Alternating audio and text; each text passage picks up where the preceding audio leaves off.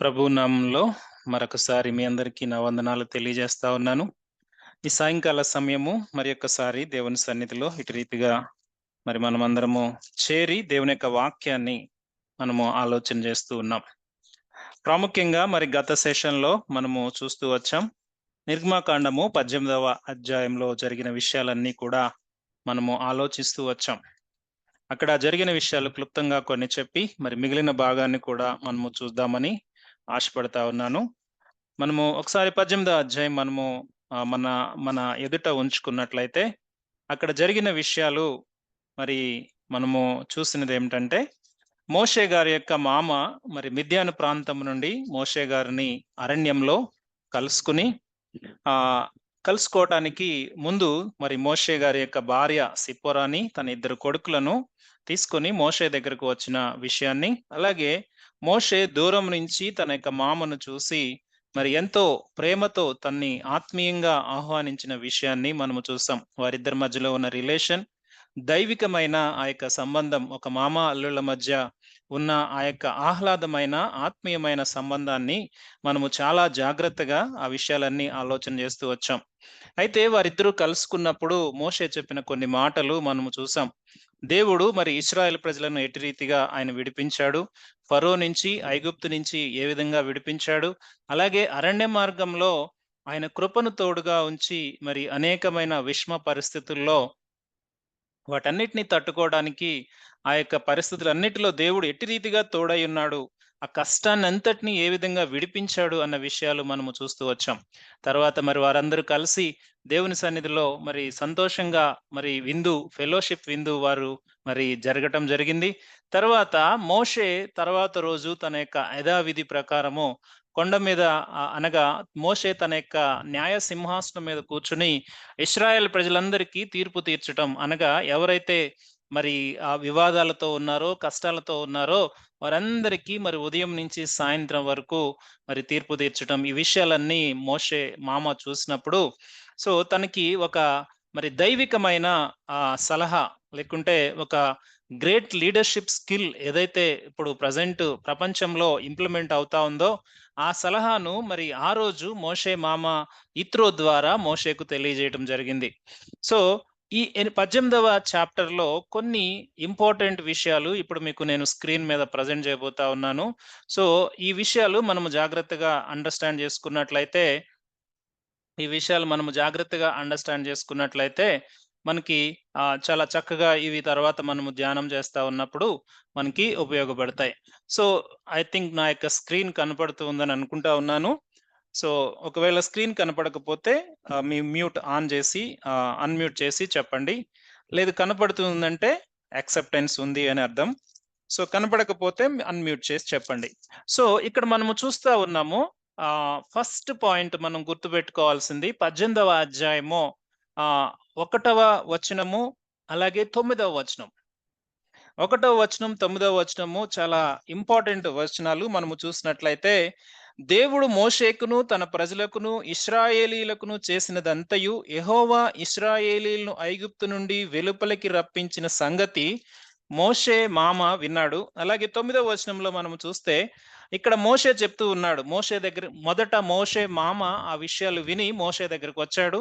తర్వాత మోషే చెప్తూ ఉన్నాడు. ఏం చెప్తూ ఉన్నాడంటే, యెహోవా ఐగుప్తీయుల చేతిలో నుండి విడిపించి ఇశ్రాయేలీయులకును చేసిన మేలంతటిని గూర్చి యిత్రో సంతోషించెను.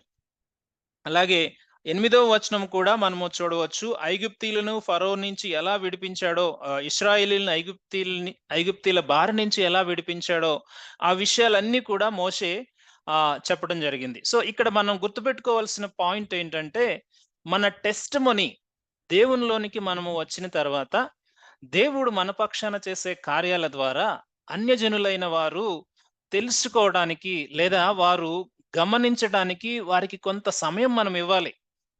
మొదటిగానే మనము అంత అత్యుత్సాహంతో చెప్పినప్పుడు వారు వినకపోవచ్చు. కానీ మన జీవితం నడుస్తూ ఉన్నప్పుడు కొంత సమయము దాటినప్పుడు మన యొక్క జీవితంలో మార్పు, అనగా దేవుడు మన జీవితంలో చేస్తున్న కార్యాల ద్వారా మంచి మార్గంలో మనం పయనిస్తా ఉన్నప్పుడు అద్భుతాలు చూస్తా ఉంటాం. ఆ అద్భుతాలు జనులందరూ అబ్జర్వ్ చేస్తారు. సో అప్పటి వరకు మనం వెయిట్ చేయాలి. ఎందుకంటే ఈ పాయింట్ వరకు మోషే తన యొక్క పిలుపు గురించి మామకు చెప్పలేదు. ఎప్పుడైతే మోషే మామ వచ్చి మోషేను ఆ సీనాయి పర్వతం దగ్గర కలుసుకున్నాడో, అప్పుడు చెప్తా ఉన్నాడు. ఏం చెప్తా ఉన్నాడు? దేవుడు వారి కొరకు చేసిన కార్యాలు. ఒక్కొక్కటి వివరిస్తా ఉన్నాడు. ఆ ఫరో నుంచి, ఐగుప్తీయుల బారి నుంచి ఆ 10 తెగుళ్ళు ఎలా వారి మీదకి తెప్పించి, మరి ఐగుప్తు నుంచి ఇశ్రాయేల్ జనాంగాన్ని ఎలా విడిపించాడు, ఎర్ర సముద్రం ఎలా దాటించాడు, అరణ్యంలో వారికి ఆహారం ఎలా ఇస్తా ఉన్నాడు, నీరు ఎలా ఇస్తా ఉన్నాడు. ఇలా ఒక్కొక్కటి వివరించి చెప్తా ఉంటే, అప్పుడు మోషే మామ ప్రైజ్ చేస్తున్నాడు. అక్కడ చుట్టూ ఉన్న అన్యజనులందరూ కూడా ఆ టైంలో ప్రైజ్ చేస్తున్నారు. గనుక మన టెస్టిమనీ మన యొక్క ఆహ్, మన యొక్క క్రియలను చూపించాలి. చాలా సార్లు మన లైఫ్ ఉన్న ప్రాంతాల్లో మనం జనులు అబ్జర్వ్ చేస్తారు. సో, గనుక మనము ఓకే. మన గురించి ఎక్కువగా చెప్పుకోవాల్సిన అవసరం లేదు. కానీ ఒక టైమొస్తది. ఆ టైంలో జనులందరూ మనల్ని చూసి దేవుని నామాన్ని స్తుతిస్తారు. గనుక ఈ 2 వచనాలు జాగ్రత్తగా గమనిద్దాం. 18వ అధ్యాయం 1వ వచనంలో మామ చెప్పిన విషయము, 9వ వచనంలో మోషే చెప్పిన విషయం. గనుక మన టెస్టిమనీ జనులందరూ తెలుసుకునే వరకు మనం వెయిట్ చేయాలి కొన్నిసార్లు. మన గురించి మనం ఎక్కువగా చెప్పుకోవాల్సిన అవసరం లేదు. మన క్రియలు చెప్తాయి. సో, రెండో పాయింట్ మనము ధ్యానం చేసిన విషయాల్లో రెండో పాయింట్ నేను మరలా ఈ పాయింట్ స్ట్రెస్ చేయాలని అనుకుంటా ఉన్నాను. ఎందుకంటే ఈ పాయింట్ చాలా ఇంపార్టెంట్. ఈ 18వ అధ్యాయం 8వ వచనంలో మోషే చెప్తూ ఉన్నప్పుడు మోషే 2 ఫ్రేజెస్ అక్కడ వాడాడు. ఒకటేంటంటే ఐగుప్తు నుంచి, ఫరో నుంచి దేవుడు విడిపించాడు. అలాగే మా అరణ్యంలో వచ్చిన కష్టము యావత్తులో దేవుడు మాకు తోడై ఉన్నాడు. 2 విషయాలు. ఒకటి, దేవుడే మన పక్షాన యుద్ధం చేస్తాడు. చాలా పరిస్థితుల్లో ఎటు తోచని అగమ్యగోచరమైన పరిస్థితుల్లో మనం నిలబడినప్పుడు కొన్నిసార్లు మనకి తెలియకుండా ఆశ్చర్యకరమైన సహాయం వచ్చేస్తది. ఎలా వస్తదో తెలీదు. తర్వాత దాన్ని చూసిన తర్వాత యెస్, ఇది దేవుని కృప, ఇది దేవుని కార్యం అని మనం దేవుని స్తుతిస్తాం. అలాగే మనము రక్షింపబడిన విధానమంతా కూడా మనము చూసినా, ఆ రక్షణ కార్యము ఈ లోకంలో ఏది పెట్టి కూడా మనం చేయలేం. ఏది పెట్టి కూడా మన వల్ల కాదు. అది దేవుడే విడిపించాలి. ఆ పాపము నుంచి ఆ ధర్మశాస్త్రాన్ని నియమించిన ఆ దేవుడే ఆ ధర్మశాస్త్రాన్ని సమాప్తి చేస్తేనే తప్ప కృప యుగము ఆరంభం కాదు. ఆ కృప అనే యుగము ఎక్కడ ఆరంభమైందంటే యేసు ప్రభువారి ద్వారా ఆరంభమైంది. సో, యేసు ప్రభువారే మనల్ని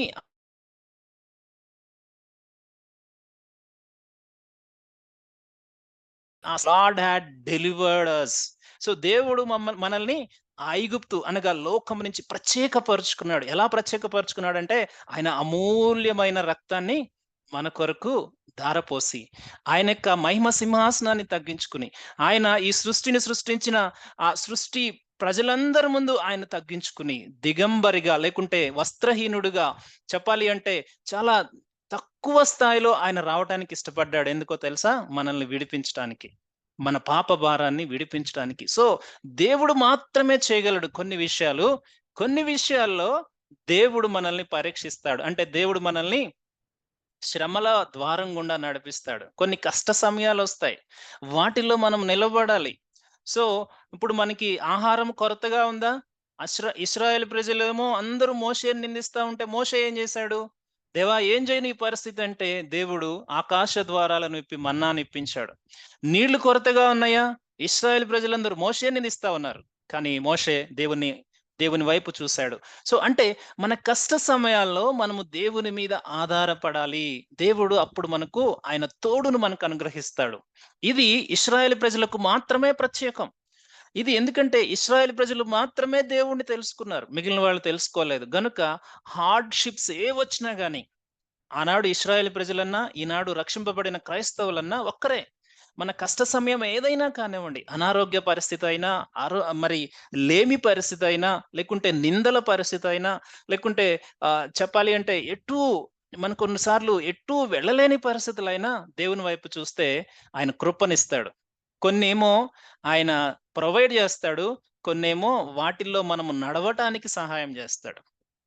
చాలా విషయాల్లో క్రైస్తవులంగా మనము నడిచే విషయంలో బాధపడతాం. మరి గత ఆదివారం మనం చూసాం. యాకోబు చెప్పినట్టుగా నా నా సంవత్సరాలన్నీ కూడా కష్టాలతోనే నడిచాయండి. నా జీవితం అంతా కష్టమేనండి. ఎవ్వరికీ ఉండకూడదండి ఈ జీవితం అంటాం. కానీ ఆ కష్టంలో దేవుని కృపను గమనించిన మోషే ఏం చెప్తూ ఉన్నాడంటే, దేవుడు మాకు హెల్ప్ చేస్తున్నాడు. ఈ సాక్ష్యం చెప్పాలి క్రైస్తవం. అంతేగాని నా జీవితం కష్టమండి, అది కష్టమండి. ఇది ఎన్ని కష్టాలు మిగిలిన వాళ్ళతో నువ్వు కంపేర్ చేసుకుంటే నీ కష్టం తక్కువై ఉండొచ్చేమో. అప్పుడు నువ్వేమి చెప్పలేవు. గనుక మన కష్టము యావత్తులో నా దేవుడు తోడై ఉన్నాడు. ఈ మాట అండర్‌లైన్ చేసుకోవచ్చు. 18వ అధ్యాయం 8వ వచనంలో మోషే చెప్పిన ఈ మాటను జాగ్రత్తగా అండర్‌లైన్ చేసుకోవాలి. ఎందుకంటే ఆ రక్షణ దేవుడిస్తాడు, యుద్ధాలు దేవుడు చేస్తాడు. కానీ కొన్ని లేమి పరిస్థితుల్లో, కష్ట పరిస్థితుల్లో, అనారోగ్య పరిస్థితుల్లో దేవుడు అలౌ చేస్తాడు. ఎందుకంటే దేవుని కృపను పొందుకోవాలని. సో, మూడో పాయింట్ నేను చెప్పాలని ఇష్టపడతా ఉన్నానేంటంటే, గత వారం మనం చూసిన దాంట్లో మోషే యొక్క వర్క్, మోషే మార్నింగ్ నుంచి ఈవినింగ్ వరకు ఆ! ఎవరికైతే సమస్యలున్నాయో, ఎవరికైతే వివాదాలున్నాయో వారందరినీ వారందరూ ఒక లైన్ గట్టి నుంచుంటే, మోషే ఉదయం నుంచి సాయంత్రం వరకు వారి వివాదాలను పరీక్షించడానికి ఎలా దేవుని దగ్గర నుంచి వాక్యం తీసుకొని, దేవుని యొక్క గైడెన్స్‌తో చేస్తా ఉన్నాడు. సో, ఒకవేళ మనం ఆలోచన చేస్తే మోషేకున్న వర్క్ లోడు ఉదయం నుంచి సాయంత్రం వరకు ఒక వ్యక్తి వివాదాలను, న్యాయాలను తీర్చుట్లో తన యొక్క సమయాన్ని వెచ్చిస్తే, తనకు అది ప్రతిరోజు అది ఒక పెద్ద భారమై కూర్చుంటది. ఏ వ్యక్తి అయినా దాన్ని హ్యాండిల్ చేయలేని పరిస్థితి. అలాగే న్యాయం కోసం ఎదురు చూసే వాళ్లకు ఆ న్యాయము చివరి వరుసలో ఉన్న వ్యక్తికి ఒకవేళ న్యాయం అందుతదో లేదో, అది ఆ రోజే అది చాలా మరి ఆహ్, త్వరగా పరిష్కరించుకోవాల్సిన సమస్య అయితే అది ఎలా డిలే అవుతుంది. గనుక అక్కడ మోషే మామ చెప్తున్న అడ్వైస్ ఏమంటున్నాడంటే 18వ అధ్యాయం 18వ వచనంలో, నీవును నీవు చేయి అందుకు మోషే మామ అతనితో, నీవు చేయుచున్న పని మంచిది కాదు.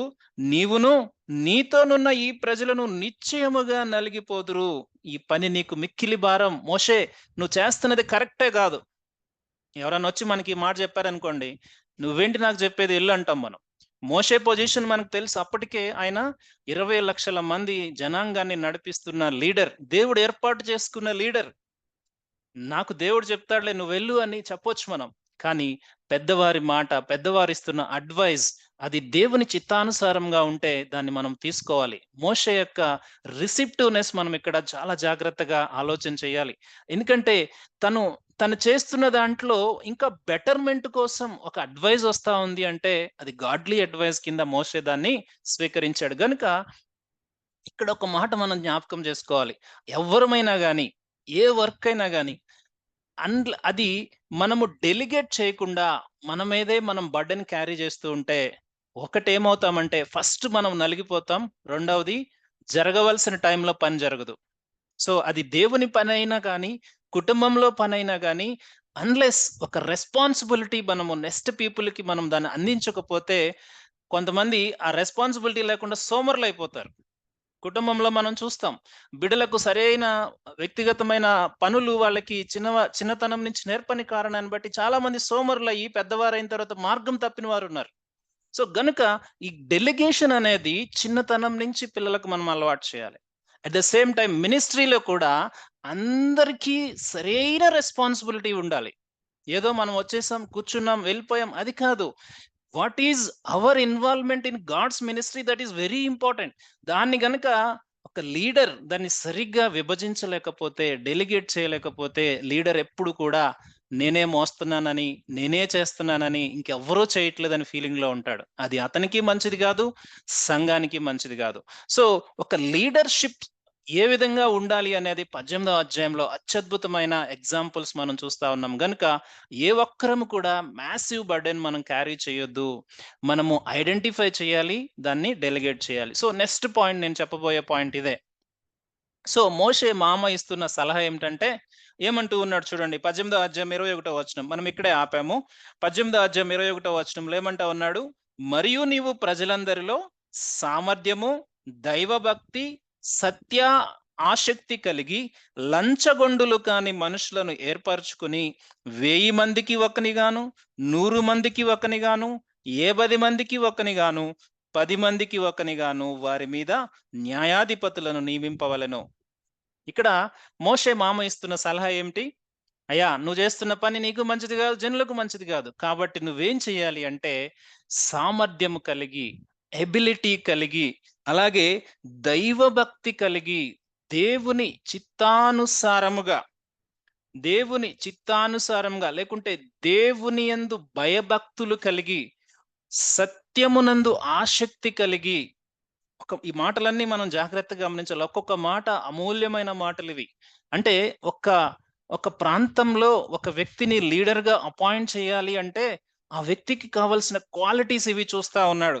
చూడండి, నాలుగవ మాట లంచగొండులు కానివారు. ఎవ్వరి పట్ల సపోజ్ లంచం ఇస్తే ఏమవుతుంది? న్యాయం మారిపోతది.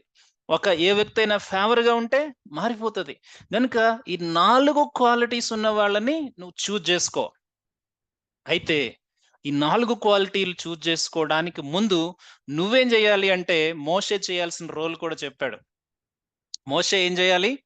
మోషే దేవుని దగ్గర నుంచి వాక్యాన్ని తీసుకురావాలి. అది ప్రజలందరికీ ఆ ఉపదేశం చేయాలి. అలాగే ప్రజల యొక్క సమస్యలను దేవునికి మొర్రపెడుతూ ఉండాలి. అంటే ఒక కాపరి, ఒక టాప్ లెవెల్‌లో ఉన్న కాపరి లేదంటే తనకున్న దేవుని యొక్క పిలుపు ప్రకారం ఉన్న వ్యక్తి ఈ విధంగా ఉండాలి. అంతేగాని అన్నీ నేనే జేస్తాను. వన్ మ్యాన్ షో అని చాలామంది ఈరోజు మనము చూస్తా ఉన్నాం. ఆ వన్ మ్యాన్ షోల వల్ల దేవుని సంఘం అభివృద్ధి చెందదు. ఇక్కడ ఏమవుతుందంటే 10 మందికి ఒకరు మనం చూస్తా ఉన్నాం ఇక్కడ. 10 మందికి ఒకరు, 50 మందికి ఒకరు, 100 మందికి ఒకరు, 1000 మందికి ఒకరు, వీళ్ళందరూ కూడా టాప్ లీడర్ మోషేకి వాళ్ళు రిపోర్ట్ చేయాలి. ఎలా?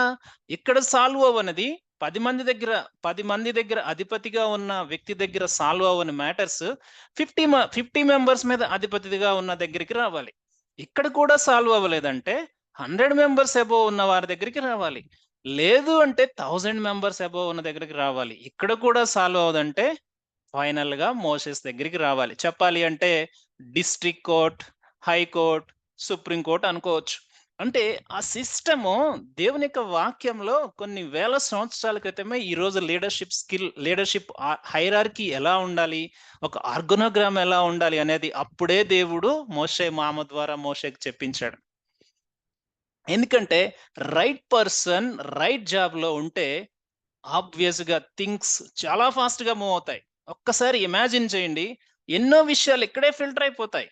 10 మెంబర్స్‌ని ఓవర్ వ్యూ చేస్తున్న ఒక వ్యక్తి, ఆ 10 మెంబర్స్‌లో ఉన్న సమస్యలన్నీ తనే పరిష్కరించగలుగుతాడు. చాలా వరకు వివాదాలు ఆన్ ద స్పాట్ ఏమవుతాయి? సమసిపోతాయి. ఇంకా ఇక్కడ తీర్చలేనివి నెక్స్ట్ లెవెల్‌లో. అలా చెప్పాలి అంటే మోషే దగ్గరికొచ్చేటప్పటికి తనకు చాలా సమయము దేవుని దగ్గర నుంచి వాక్యం తీసుకోవడానికి, దేవుని దగ్గర కనిపెట్టడానికి, ఈ వీరందరి యొక్క అవసరతల కొరకు దేవుని దగ్గర ఎప్పుడూ గోజాడటానికి మోషేకి సమయం ఉంటది. లేదంటే మోషే యొక్క జాబు అన్‌ప్రొడక్టివ్ అయిపోతది. సో, ఈ సిస్టమ్ వలన జనులకు రెస్పాన్సిబిలిటీ ఉంది. లీడర్స్‌కి రెస్పాన్సిబిలిటీ ఉంది. ఎందుకంటే జనులకు రెస్పాన్సిబిలిటీ 10 మంది మీద ఓవర్‌వ్యూ చేస్తున్నప్పుడు చాలా చిన్న చిన్న విషయాలు కూడా అక్కడికక్కడ సార్ట్ ఔట్ అయిపోతాయి. వాళ్ళకర్థమైపోతాయి. ఇమ్మీడియేట్‌గా మా మీద ఒక నాయకుడున్నాడు అని వాళ్ళు చాలా కేర్‌ఫుల్‌గా ఉంటారు. చెప్పాలి అంటే ఓవరాల్ సిస్టము హైజీన్ గాని, ఓవరాల్ సిస్టమ్ అవునండి. హెల్తీ గాని, సో, ఓవరాల్ సిస్టము చాలా హెల్తీగా ఆ సమాజమంతా కూడా మంచిగా నడుస్తది. అందుకే అపోస్తలులు కూడా ఆది సంఘములలో వారు సంఘము విస్తరించినప్పుడు మరి ఆహారం పంచిపెట్టే విషయంలో వివాదం వచ్చినప్పుడు వారేమన్నారు? అయ్యా! దేవుడు మమ్మల్ని పిలుచుకున్నది వాక్యం బోధించడానికే. ఈ ఈ పనులన్నీ చేయటానికి సత్ ఆత్మతో నింపబడిన సత్యము, దైవభక్తి కలిగిన కొంతమంది వ్యక్తులను మేము ఏర్పరుస్తాం.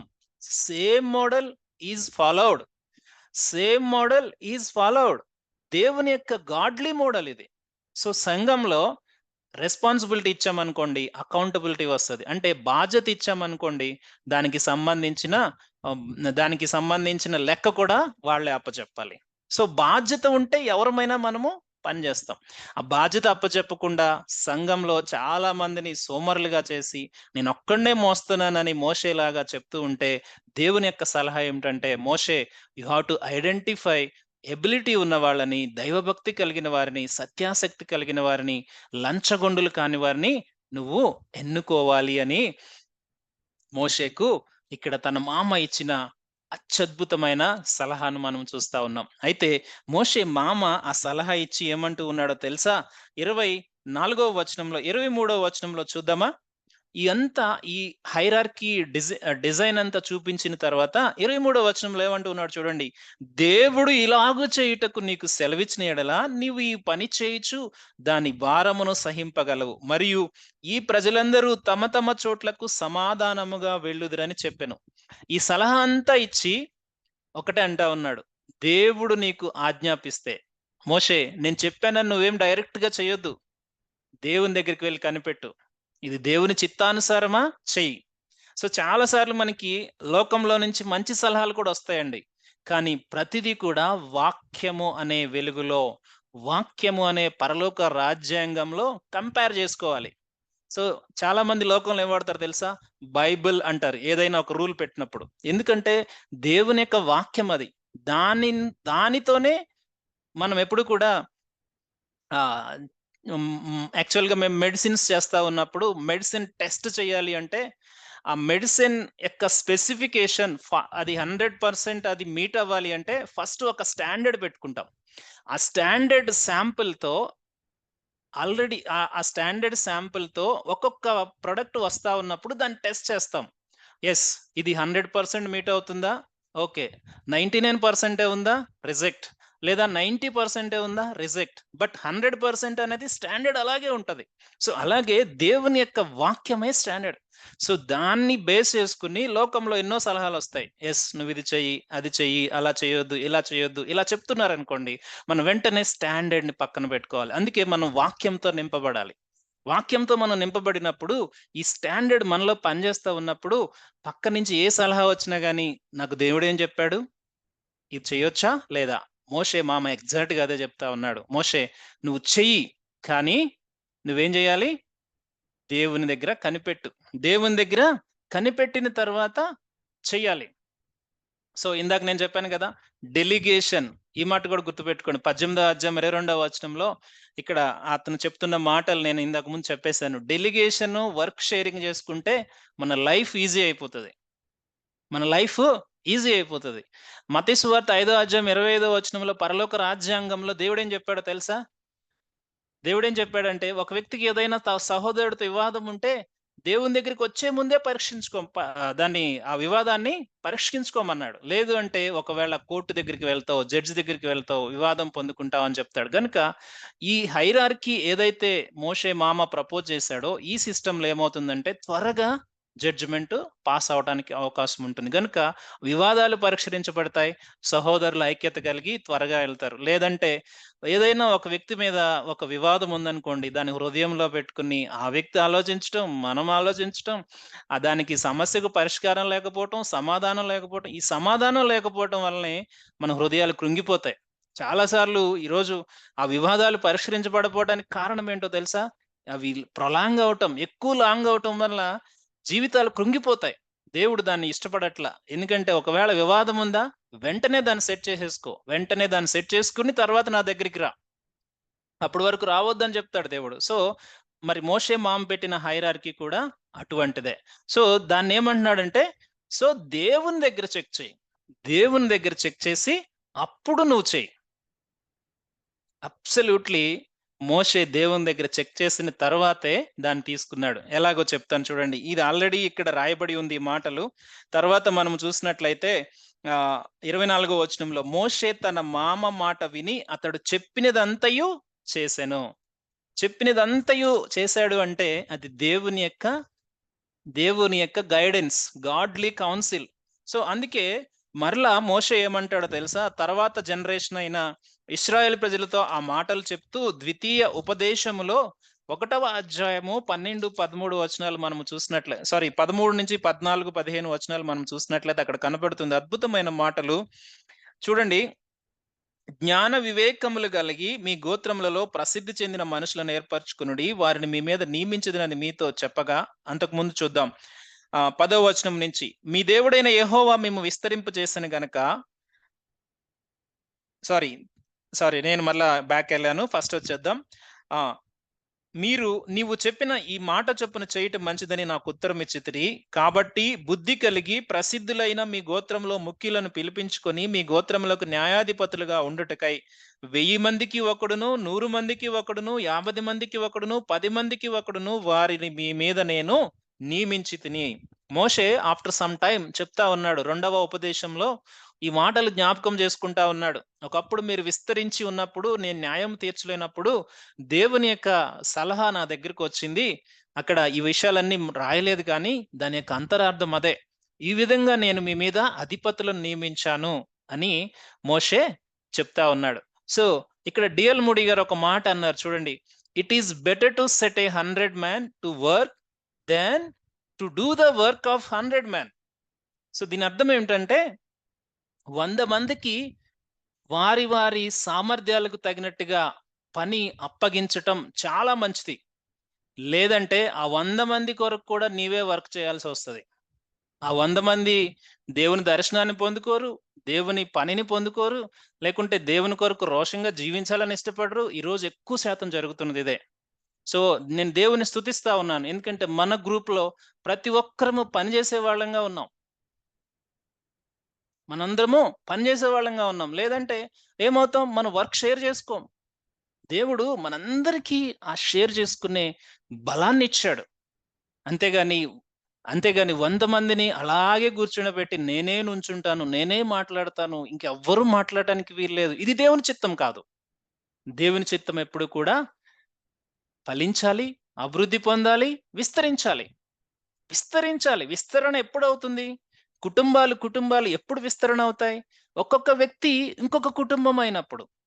ఒక్కొక్క సంఘం ఇంకొక సంఘం అయినప్పుడు. ఒక్కొక్క వ్యక్తి ఇంకొక సంఘముగా మారినప్పుడు. ఇవన్నీ కూడా అప్పుడు పాసిబుల్ అవుతాయి.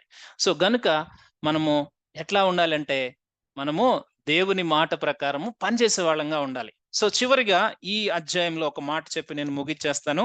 సో చూడండి, ఆహ్, మోషే మోషేకు చెప్పినట్లుగా, మామ చెప్పినట్లుగా విన్నాడు. ఆ లీడర్‌షిప్ హైరార్కీ అంతా తను ఇంప్లిమెంట్ చేశాడు. తర్వాత ఇద్దరు కూడా మంచిగా ఒకరినొకరు వీడ్కోలు చెప్పుకుని మోషే మామ వెళ్ళిపోయాడు. మోషే మరలా ఈ సిస్టమ్ ప్రకారము అక్కడ వర్క్ చేస్తా ఉన్నాడు. అయితే ఒక్క మాట గమనించండి.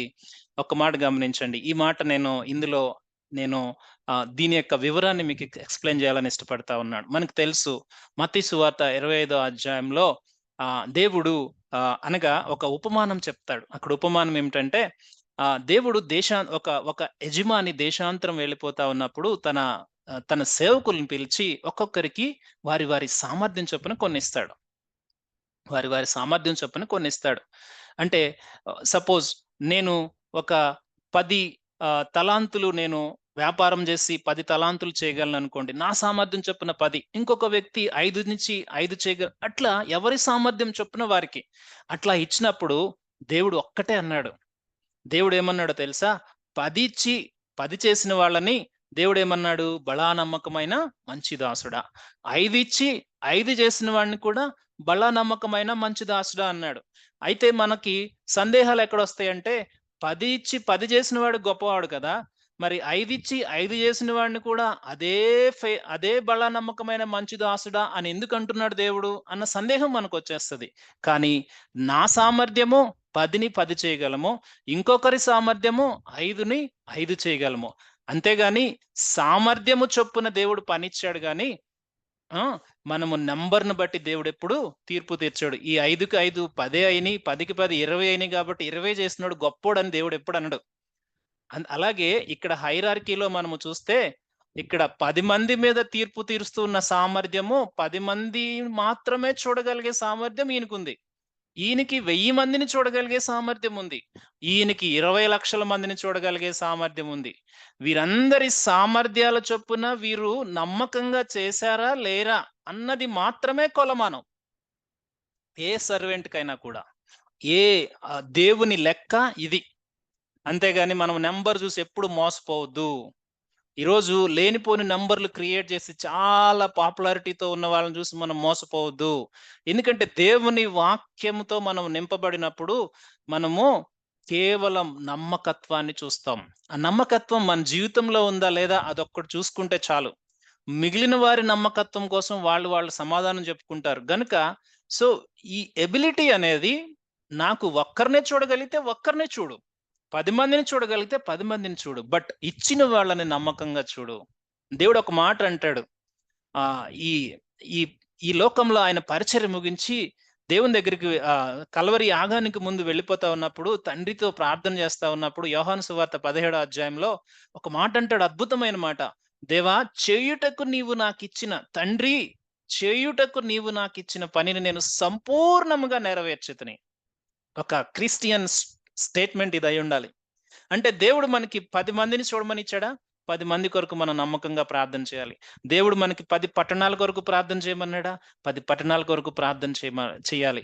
దేవుడు మనకి 100 మంది కొరకు చూడమన్నాడా? 100 మందిని నమ్మకంగా చూడాలి. అంతేగాని నేను నాకు 1000 మందిని చూడగలను, 10,000 మందిని చూడగలను అని ముందుకెళ్ళిపోతే 100 మందిని చూడలేవు, 10,000 మందిని చూడలేవు.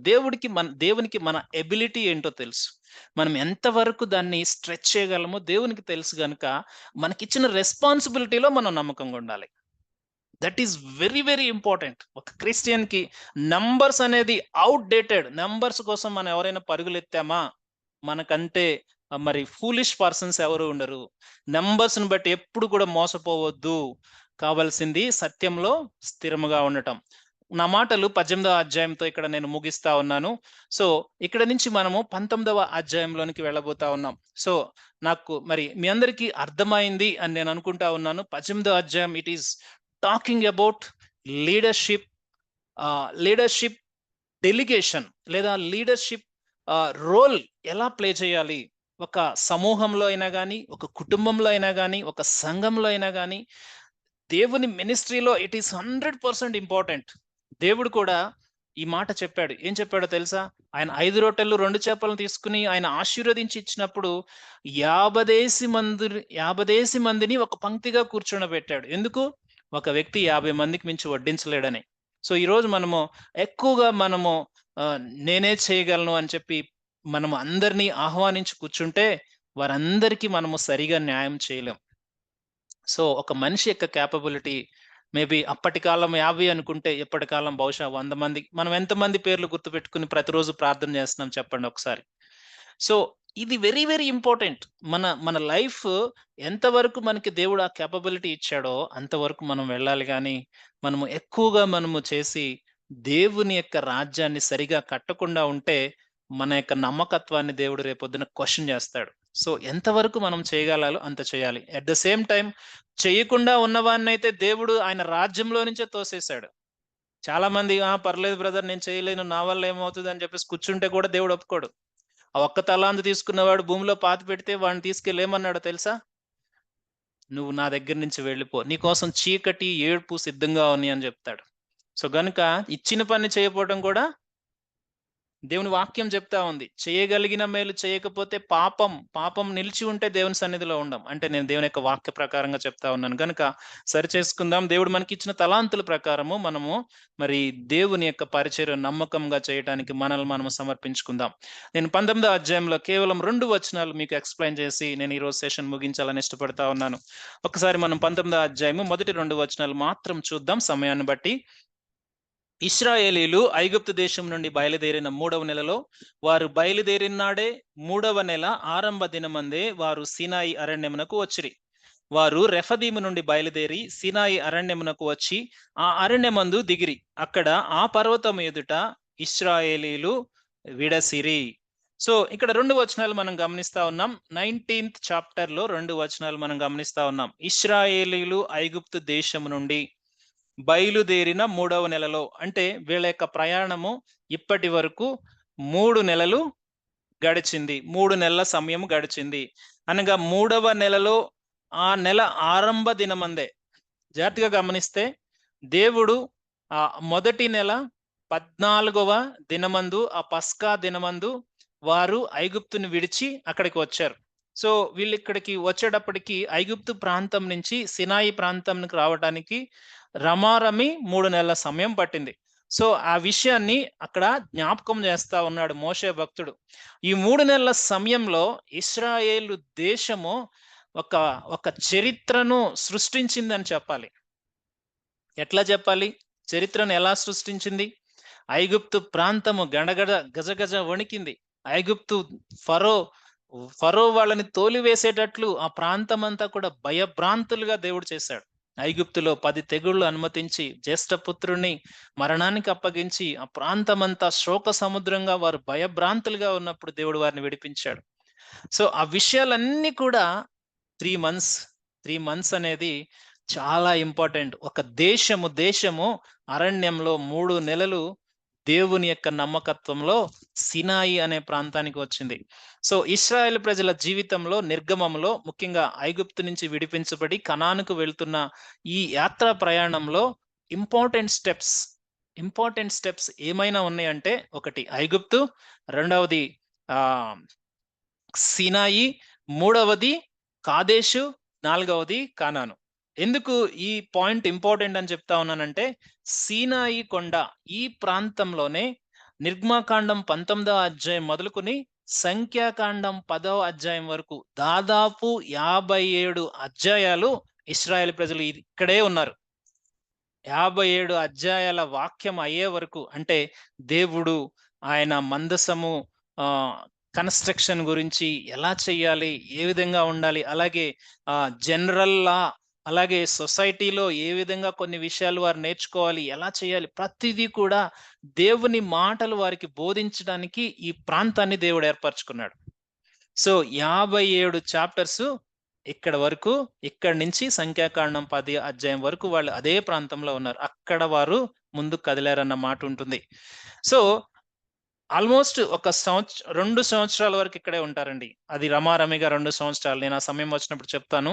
సో జాగ్రత్తగా గమనిద్దాం. ఐగుప్తు, సీనాయి, కాదేశు, అలాగే కనాను దేశం. 4 స్టెప్స్. ఒక జర్నీలో మన యాత్రా జీవితంలో మజిలీస్ చెప్తా ఉంటాం కదా మనము. నేను ఉద్యోగంలో జాయిన్ అయ్యాను, లేదా రిటైర్ అయ్యాను, ఇట్లా కొన్ని మేజర్ స్టెప్స్ చెప్తుంటాం కదా. అలా వీరి యాత్రలో ఇవి మనం గుర్తుపెట్టుకోవాలి.